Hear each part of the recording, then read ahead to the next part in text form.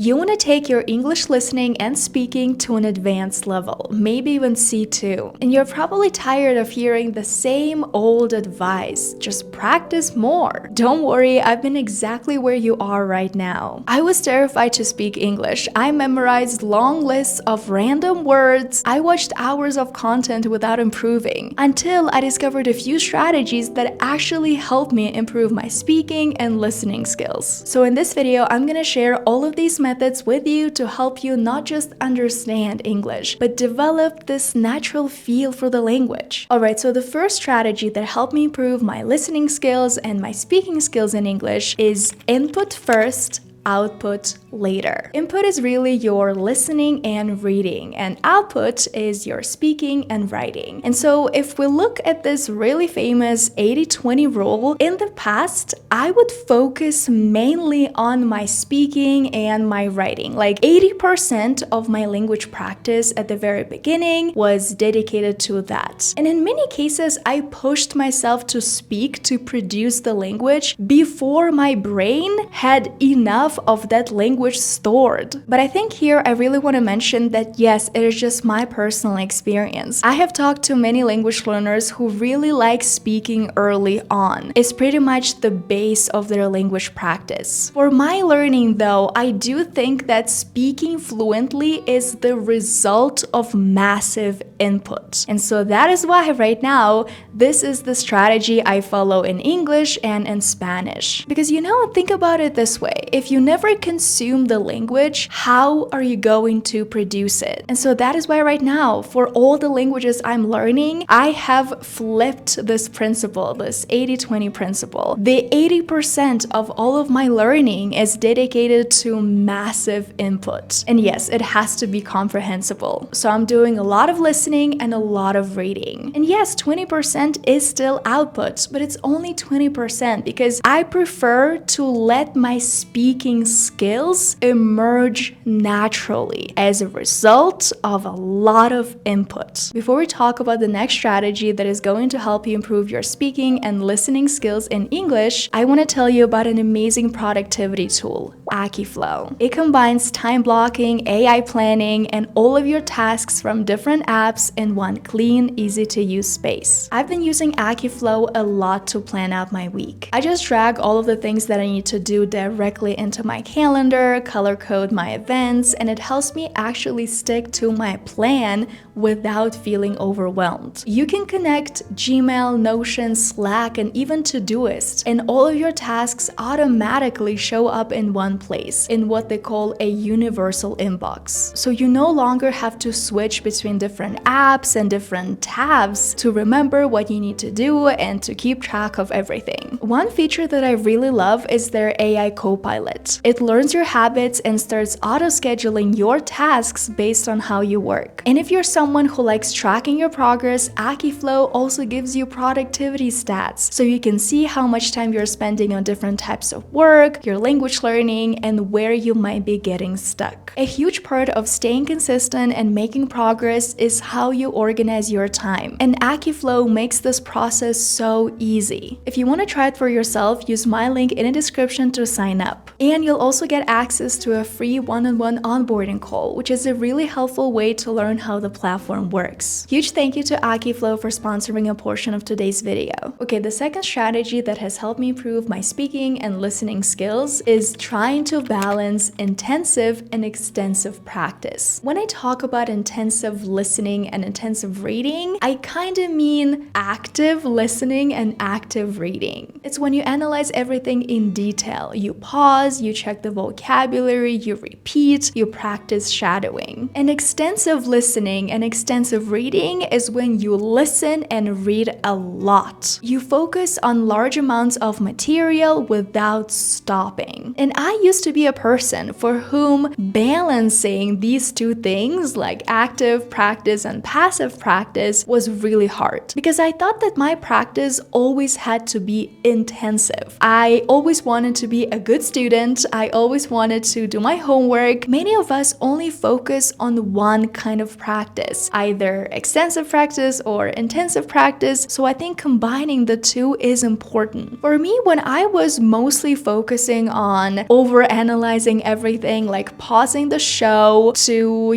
read every single sentence multiple times and then write everything down, that really increased my cognitive load. And I talk about this a lot on my YouTube channel because I think when we are learning anything, especially when we're learning a new language, we have to be mindful of cognitive load. Simply put, what it means is that our brain can only process a limited amount of information before it starts to boil, before you start to get extremely tired. And so once I started incorporating this extensive practice, this passive practice into my routine, I started having more moments of fun. Like, I was just watching a YouTube video just because I liked it, not because I wanted to pause after every single sentence and shadow every single sentence. No, I was just watching this video in English for fun. What really helps me find this balance is my Notion template for language learners, because there I can plan my study time, my active practice, and my passive practice, and also keep track of all of the languages I'm learning. So if you want to check it out, you can use the link in the description. And yes, extensive practice really helped my language journey. I would even say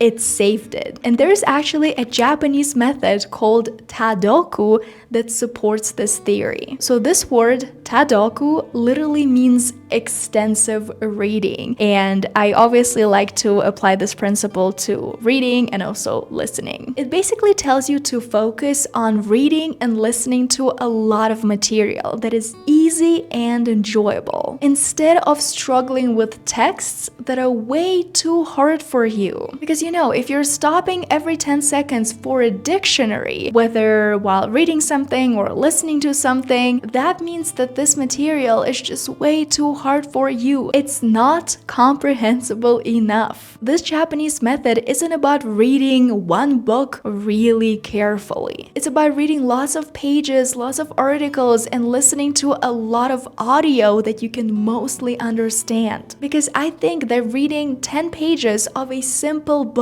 that you really enjoy will teach you so much more than reading one page of a very difficult book that you literally have to struggle your way through. And obviously that is exactly how we create our habit of language learning, by doing it consistently. And one thing that is going to help you a lot is if you actually have fun, if you enjoy the process of language learning. And so that is why when I was in college, I started reading young adult fiction in English. Those were the books that I really enjoyed reading, and they were comprehensible enough for me so that I could read pages and pages and pages of those books. Alright, so the next strategy is create an English environment. And this method is for all of you who think that you can only learn English by moving to an English-speaking country. I mean, I learned English without moving to an English-speaking country. So yes, it is possible to become advanced without moving abroad. And I would even tell you that a lot of people who move abroad, they stay in their native language bubble, and it becomes really hard for them to create this immersion and to actually create this English environment around themselves. Because moving abroad is really stressful. When I moved to Mexico, I did not speak any Spanish, and like the first 6 months it was really hard for me to be consistent with my Spanish learning because I was just really stressed out. And only when I created this language bubble around myself did I start improving all of my skills. Advanced speakers, C2 speakers, they don't just study English, they live in English. And you can create this kind of environment for yourself no matter where you are. Alright, the final strategy that I'm going to share in today's video is going to be move from translation to intuition. So this is something that happens to a lot of us language learners. We think of translation as a crutch, like we literally need it to survive. But actually, the more advanced you become, the more you realize that translation doesn't help you at all. In fact, it makes your progress slower. Because instead of teaching your brain to develop this natural feel for the language, this like intuition, instead of starting starting to think in this language, what you're doing is constantly translating everything. So you're still creating those connections with your native language, and that is something that's not helpful at those advanced levels. I have all of these words here like angry, frustrated, irritated, furious, annoyed, resentful, and it could happen that in your native language, all of these words collapse into one word, into one translation. But obviously in English, all of these words are a little different, like what they actually mean. And so if you only translate all of these words to your native language, you start losing this natural feel. Because obviously in real life in English, the word furious is not the same as the word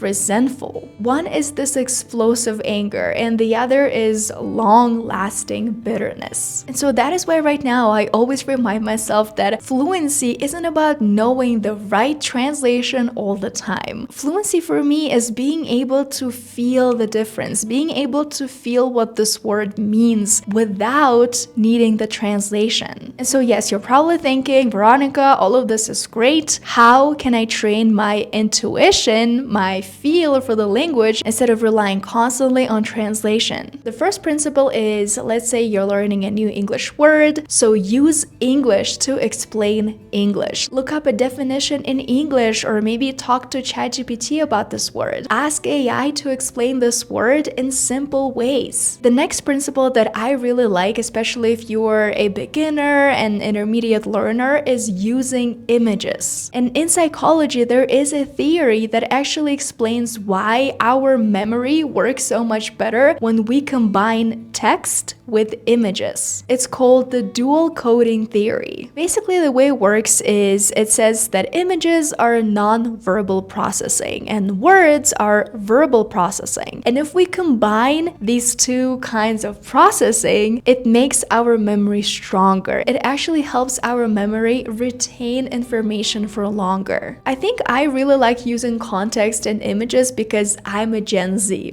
and I have a visual memory. So I think it's going to be it for today's video. If you liked it, please don't forget to give it a thumbs up and subscribe to my channel. It means a lot to me when you comment, when you like my videos, because YouTube starts pushing them to a wider audience and so more people see my content. Before you go, don't forget to check out Akiflow, an amazing productivity tool to plan out your days, your weeks in a simple way. If you want to see how to get fluent by reading in English and all of the book recommendations for every single level that I have, I highly recommend checking out this video right here. Just click here and I'll see you there.